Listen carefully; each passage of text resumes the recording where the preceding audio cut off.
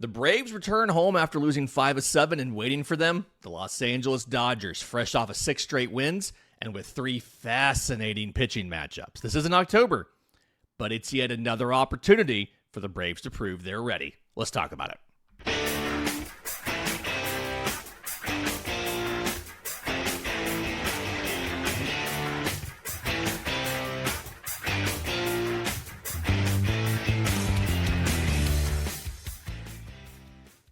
Yes, welcome on in to Braves Today, a production of the Belief Podcast Network and presented to you by FanDuel. I'm your host, Lindsey Crosby, author of the Braves Today newsletter over at bravestoday.com. And there was a couple roster moves and things like that yesterday, Jim Jarvis option, things like that, but we're going to focus on the Dodgers coming into town because for the fourth time, and it feels like the last month, this is a October preview for the Braves. And they arguably haven't passed the other ones, right? They haven't won those series. The Braves are coming in struggling, losing 5 of 7. The Dodgers are coming in starting to get healthy finally. And the Braves have to answer a couple questions in this series. I think the first one is, can their offense, this current version of their offense, handle 3 very different high-end pitching arsenals? Can Bryce Elder and AJ Smith-Shawver, we've seen Elder do it once this season, but can Elder and Smith-Shawver hang with this version of the Dodgers offense? And can Atlanta show the form of a team capable of beating an opponent to the caliber of Los Angeles in a short series? Just like the Brewers series last week, this series will not determine what happens in October. Okay? There are no ramifications from this series on October other than it impacting seeding. But it can tell us whether this version of the Braves, this current formula that they've shifted to, makes sense once it gets there. Because again, these teams are second and third in the National League in wins. Braves are 76 and 55. Division leads down to 3.5 games after they went 3 and 7 in their last 10. Dodgers are 7 and 3 in their last 10, and they are now 1 game behind Milwaukee for best record in baseball. So division leaders, they're going to win this easily. They're up 9.5 games. Milwaukee's only up 5.5 games over Chicago. And the story is just 2 clubs that in the last week and a half, 2 weeks, have started to diverge in different directions. It is important to remember that the Braves did take 2 of 3 from this Dodgers team in Dodger Stadium in May. Now they get to come back home after a tough road trip, and this is their opportunity to stabilize things. Fan sentiment is incredibly low right now for the Braves. Trust me, I see it in every Twitter response. I see it in every YouTube comment. There are the vocal majority of fans who are commenting on things right now feel like this team is done. And that's frustrating. The real opportunity in this series is not for Atlanta to prove they're better than Los Angeles. The real opportunity here is to show that the Braves can avoid looking overmatched. I don't think the Braves need to try to make a statement about who owns the National League or set out to try and win the number 2, a first round bye right now. I think what the Braves need to do this week is show that its path to beating Los Angeles is credible. And that's going to come down to the offense, right? The pitching has generally been good enough. The offense is what's making this margin for error so small for the Braves right now. Because the offense hasn't been able to be consistent enough, right? Atlanta scored 1 run in each of the first 2 games against Milwaukee. They salvaged the finale in Williamsport, but the first 2 games, 1 run each. Matt Olson is the lineup's dependable power source, 36 homers, OPS is over 870. Michael Harris has become one of Atlanta's best all-around hitters when you ignore the idea of walks. He's walking more, but he's still not a legitimate walk threat. But against LA in the first series, he went 6 for 13. Drake Baldwin is a legitimate middle-of-the-order threat. Austin Riley continues to just fix a lot of the wrongs for him this season, hitting .278 with an .807 OPS in the month of August. He has 3 home runs. He's driven in 10. He has struck out 27 times in 21 games, which is sadly always going to be a feature of his game. But the big thing for me is the power, right? Atlanta's 41-8 when it hits 2 home runs. And so the best offensive outcomes remain heavily tied to power. And I feel like a disproportionate number of those 8 losses, and I have not gone back to officially check all of this, but I feel like a disproportionate number of those 8 losses with 2 home runs or more come because they're getting a lot of solo shots. Atlanta's going to need to be able to create traffic on the base paths against this Dodgers pitching staff that is getting some guys back and is going to look rather impressive. Because if not, your only path to win is Olson and Harris and Baldwin hitting the ball over the fence. And they've shown capable of doing that, but you don't want to rely on that. The Braves don't need to score 6 runs every single game. They just need enough offense where their pitching can decide the series. And these pitching matchups are really interesting. We're gonna talk about these matchups in a couple minutes. Tyler Glasnow versus Bryce Elder on Tuesday. Bryce Elder's knee is doing better. I believe it was friend of the show Chad Bishop talked to him, and the extra rest they gave him for his knee allowed him to get over the minor issue he was dealing with. Wednesday, Roki Sasaki versus AJ Smith-Shawver, which is a fun matchup of 2 kids who can throw really hard at times, have split finger fastballs, but also sometimes lose the zone. High velo, sometimes questionable commands, splitter kings. It's going to be a fun matchup there. Stylistically the same. And then Thursday, holy cow, Yoshinobu Yamamoto versus Chris Sale. Honestly, not the worst matchup in the world. Yes, you have to face Yamamoto, but you do it with Chris Sale on the mound, so it's ace versus ace, and it really alleviates whatever sort of pitching advantage you think would go to LA in that matchup, right? But let's make no mistake, the Dodgers are dangerous. I'm not going to go through everybody on the roster. They are still missing some pieces. Will Smith still is not back. Dalton Rushing, who is your favorite player's least favorite player, is also on the IL, so they're rolling with Hunter Fiducia and Ben Rortvelt behind the plate. But they have Shohei Ohtani. He's reached 30 home runs again. He is the leadoff guy who will punish a mistake. Freddie Freeman is still hitting roughly 300 at age 37.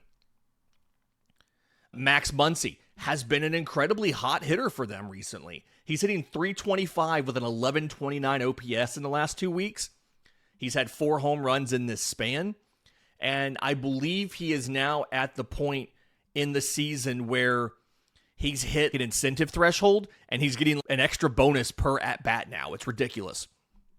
Mookie Betts is still batting third. He is still having a rough season. His OPS is just 700. He never really rebounded from a rough start. I think his average is 236. His slug has broken 400, but it's still just not where he normally would be. But again, we've talked about this.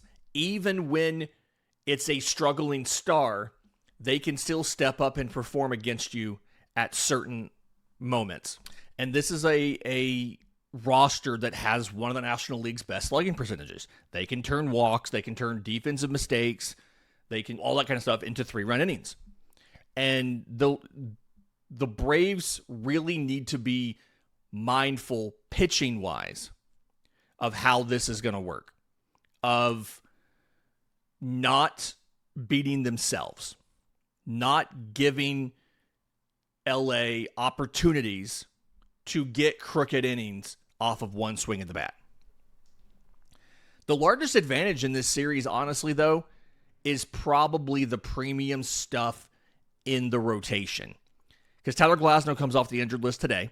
Roki Sasaki, Yoshinobu Yamamoto.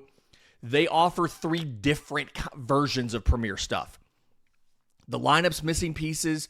The depth has allowed it to be okay. Andy Pages is on the injured list with, I think, a broken wrist or hand or something. Yeah, broken hand. He was hit by pitch. And Alec Thomas in center field is nothing to crow about. But they've still got Teoscar Hernandez and Kyle Tucker, Kyle Tucker's not been bad on the road. He's been bad at home. But overall, the depths allowed them to still maintain and be okay. There's a possible, are they slightly distracted by the Mark Walter investigation? We're not going into that here. I have posted a show about this last week. You can go check that out if you want to learn more about it. I don't think it's going to change anything. The team seems pretty insulated from that larger business story that's not even really that much about the Dodgers. So probably not a big deal here. But the big thing with this is the Dodgers stars are going to star. Can you prevent the rest of the lineup from setting them up for massive dominating performances? Right? Solo shots, not 3-run homers. And attacking these pitchers is gonna be tough. After the break, we'll go matchup by matchup. Tyler Glasnow's return, Sasaki versus Smith-Shawver, Yamamoto versus Sale. We'll do that next, right here on Braves Today. Okay, Tyler Glasnow's coming off the IL for tonight's start. This is his first major league start since May, after more than 3 months away because of back spasms. Now, he's pretty well stretched out, right? His final rehab appearance was 5 1/3 innings, 1 hit, 1 walk, 9 strikeouts on 77 pitches. It really feels like the effectiveness is there. The endurance might be some of the question, right? He stretched out pretty decently, but he's not 90, 100 pitches, right? He went 77. And so the path here is probably try to extend the at-bats, elevate the pitch count, and then make the bullpen cover 4 innings. The Dodgers bullpen, for the most part, has been a weakness this year. Edwin Diaz is back on the injured list. They've had to cycle a lot of guys through. And Braves fans who get mad about the Atlanta DFAing guys in the bullpen and stuff like that, LA's been doing the heck out of it. And they've had a larger bullpen than everybody else the rest of the season. They were the only team for a while with Shohei on the mound that was able to both run a 6-man rotation and have a full 8-man bullpen. And when they lost Ohtani out of the rotation, one of their relievers started complaining about the lack of rest. And it's because they were trying to run a 6-man rotation without Ohtani, counting as an extra pitcher. So they were just choosing to run short in the bullpen, and they were like, oh man, we can't do this. It's like, welcome to the weird quirk that everybody else in the league has to deal with all of the time. You guys are the only ones that never had to deal with that because of Ohtani. And the goal here is not a full scouting report on Tyler Glasnow, right? That'll be this afternoon. When the lineups are out, we'll do a full scouting report and we'll break down everything you need to know about what he throws and sequencing and all of that stuff. But this is it's a high velo 4-seam fastball with a slider and a curveball, and then he has a sinker. He's not throwing an off-speed pitch at all. It's a power profile. Even the curve is a knuckle curve. It's in the low 80s, right? So this is just going to be something you've got to work the at-bats. For Bryce Elder, the flip side of this, 8-7, 3.92 ERA. He's allowed 1 run in 3 of his last 4 outings in Truist Park. He's working on extended rest, which again, normally would be a concern, right? We were worried, and we've talked on the show before, about when Bryce Elder is on extra rest, he's not as crisp. His sinker locations tend to drift up a little bit. My working assumption as of now is that's going to be mitigated by the fact that he's now back to full health. He's not struggling with the same knee issue that was bothering him that caused them to skip him a little bit and caused some of his instability earlier in the season. Right? But obviously, if that extra rest means that his sinker stays elevated or he falls behind hitters, it's going to be a problem, right? You're going to turn solo shots into 2 and 3 run homers.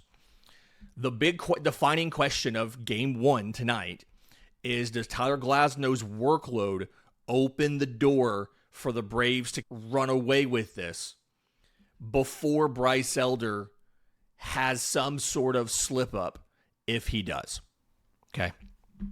Game 2, Roki Sasaki versus AJ Smith-Shawver. This, to me, is the X factor game here. Okay. Roki Sasaki's 5-5, 4.42 ERA.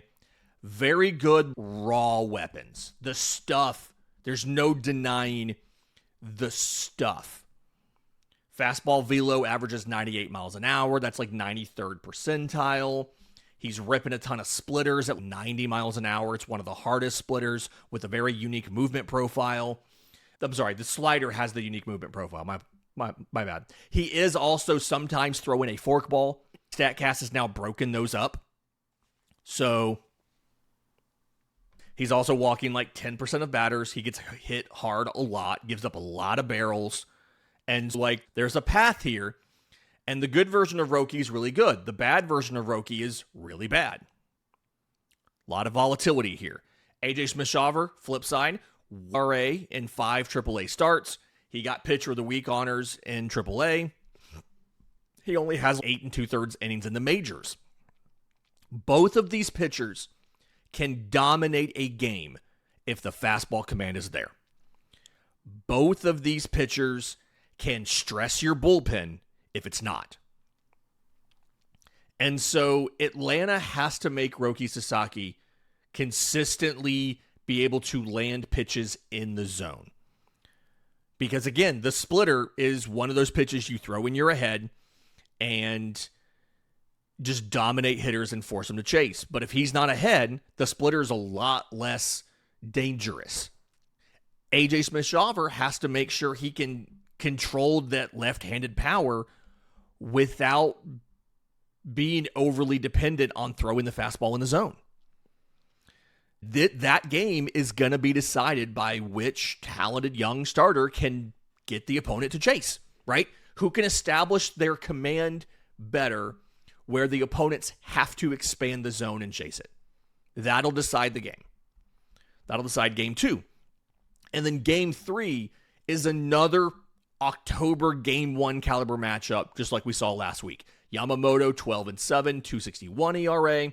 Chris Sale 12-9 with a 2.20 ERA.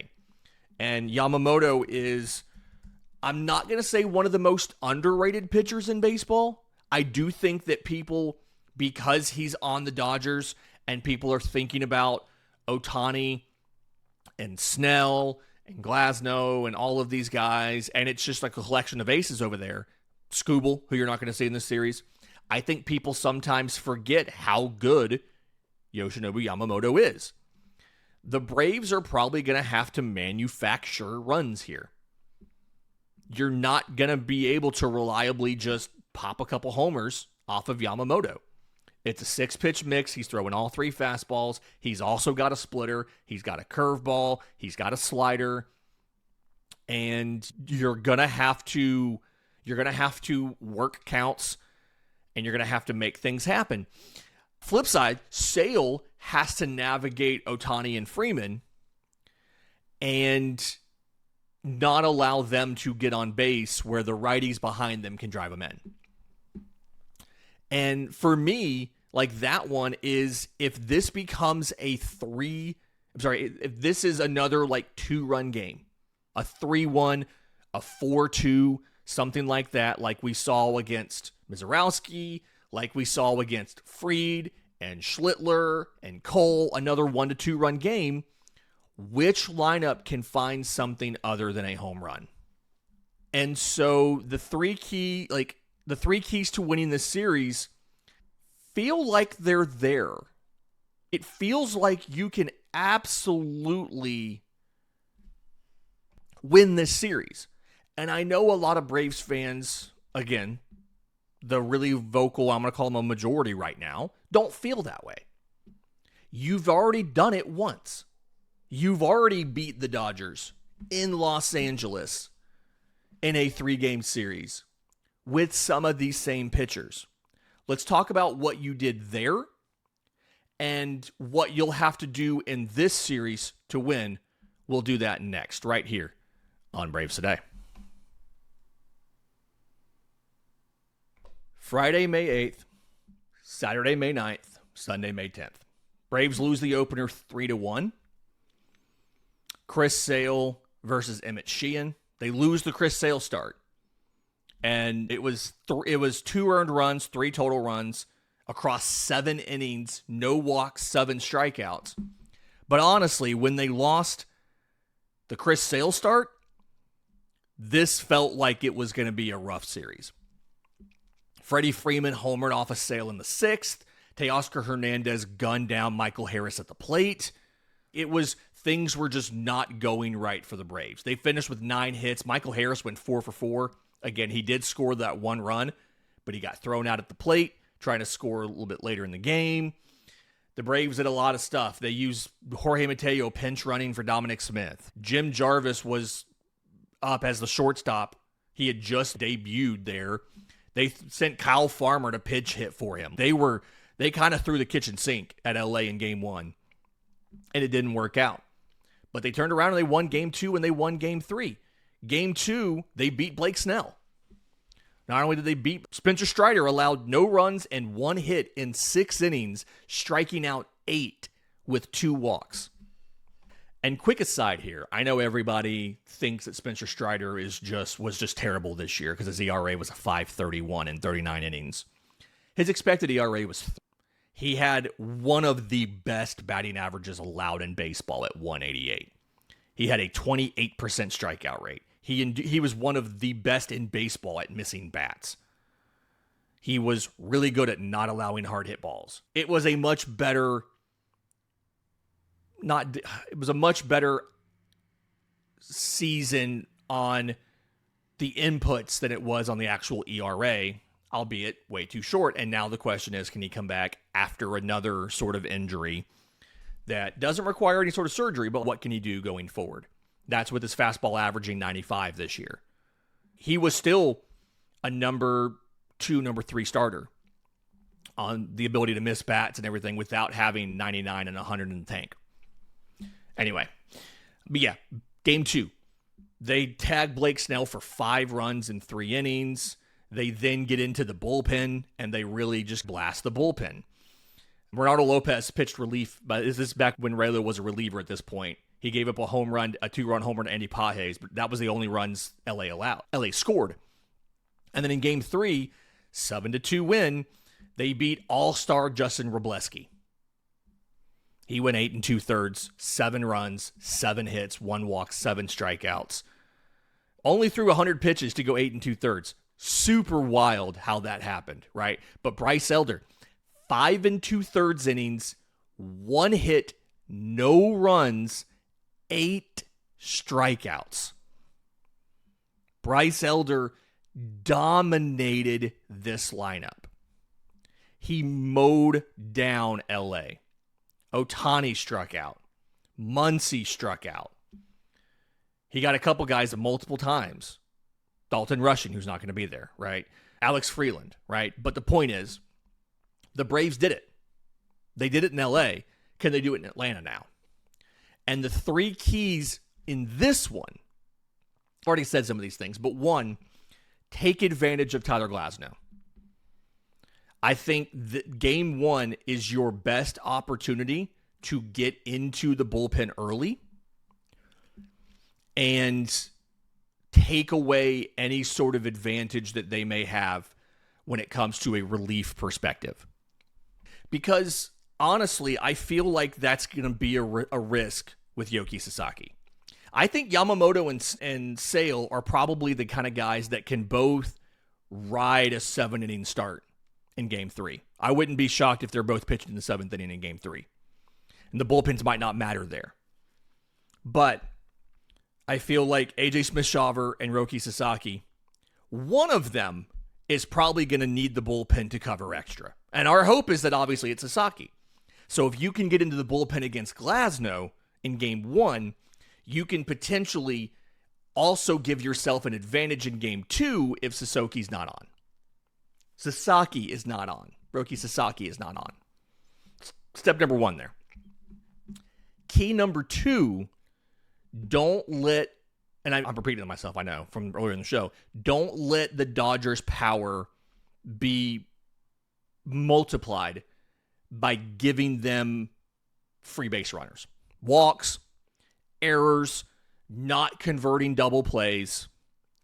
That's the kind of thing that causes a solo shot to be a 3-run homer, right? Bryce Elder today is going to get ground ball contact. He always does. You got to turn those plays. Having Dubon at shortstop is going to help. You've got to turn the double plays. And we've seen the Braves against the Brewers. They were good at doing that. They had 3. The defense won them the game on Sunday, and they arguably should have had another if not for Olsen getting called for an error when the double play throw hit Andrew Vaughn's helmet.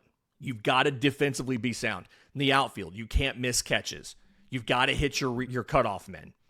There was a situation on Sunday where Ronald did the janitor throw, trying to go home to gun down Bryce Terang. He wasn't going to catch Bryce Terang. Bryce Terang's very, very fast. But the throw was high enough where Matt Olson couldn't cut it off, and the runner went to second. And if I remember right, Atlanta got out of that. They didn't let that runner score. But that's a problem. And if you do that against LA, they do have some guys that run well enough where being on second versus first is the difference in scoring on a single or not. So don't do the little things to not let their power become 3-run shots, right? AJ Smith-Shawver, walking guys, wild pitches. Bryce Elder, walking guys. The defense, not converting plays. The outfield, hit your cutoff men. Ronald, I'm talking to you. Tip 3 is preserve the bullpen in one of the first 2 games. I don't think you need 7 innings from Elder and Smith-Shawver. But I don't think you can ask the bullpen to cover 5 innings in game 1 and then still be able to handle game 2 and then have the leverage arms you need available for game 3. Or vice versa, covering 5 innings on Wednesday. You don't need 7 innings from these guys. You just need them to get you through at least 5. Ideally, if one of them could throw a 6th inning, that'd be great. If Elder could go 6 today and AJ Smith-Shawver could go 5 tomorrow, I feel like that would go a long way towards ensuring that you have the bullpen pieces to close out a win behind Chris Sale in game 3, provided the offense can give you enough of a margin. And the different outcomes here, the clearest path to getting 2 wins, you beat Glasnow before he settles in. You accept that kind of game 2 is the volatility game and anything could happen and maybe it breaks your way. And then you trust that Chris Sale keeps you in game 3. And I think that's your clearest path. But I think you need to win game 1. I think you need to win game 1, get into their bullpen early, so that, 1, it sets up the rest of the series. But I just don't know what you can expect in game 2. And I don't know if your offense is going to be able to do enough in game 3. This is postseason caliber pitching you're facing here. And the possible outcomes, you can see, there's takeaways from all the different possible outcomes. Atlanta wins the series. Guess what? It's because the pitching looked capable of hanging in October, and the offense came out of a slump enough to score enough runs for you to win. If the Braves lose 2 competitive games, it's going to be disappointing because you lost. That's the same situation behind the New York series. That's the same situation behind the Arizona series. That's the same situation behind the Milwaukee series. It's not structurally alarming, right? We talked about this on Monday. If you're an optimist, you could see how 1 or 2 breaks going your way would turn that series into a win. But it would still be disappointing to not actually get the win, especially when it's your fourth time trying to get that win in that postseason caliber series, right? But if Atlanta gets swept or just overwhelmed in this series, then obviously that's an alarm. That's a concern. And I'm not saying I'm not concerned about the way the Milwaukee series went and the Yankee series went and the Diamondback series went. But I'm saying is if you just get completely dominated by LA, that all of a sudden makes the postseason confidence a lot worse than where a lot of other people were. The good news is you get a rebound a little bit after this. You get the Rockies, and then you get a game at home, a makeup game against the Giants. You get 4 games to rebound and lick your wounds and fix your record and things like that before you face Philly. But it sure would be nice to get this. The Braves don't have to prove they're better than the Dodgers here in August. They just need to show that they're capable of beating the Dodgers in October. And if the Braves do win the series against the Dodgers, I'm curious, does that make you not ignore, but not be as concerned about what happened against Milwaukee and what happened against Arizona and what happened against New York? If you lost in close series to the tier 2 and 3 teams and you beat the clear tier 1 team in a 3-game series, does that absolve those losses? Does that give you some hope? Or does that just reinforce that when you have teams that are closely matched like this, the Braves are a tier below LA, everybody is, but when you have teams that are closely matched, it's really hard to predict because of the randomness aspect. What would a series win make you feel? Let me know. I'm on social media at Crosby Baseball. If you're watching on YouTube, you can leave a comment on the video down below. I'm curious to hear your thoughts. If the Braves were to win this series, what would your reaction be and how would that change your thoughts about October? We'll talk about hopefully a Braves win tomorrow. We're going to probably break down each of these games probably in detail because this is going to feel like it's a postseason matchup. And hopefully we're breaking down some Braves wins. But please like the video. Please subscribe. We'll see you next time on Braves Today.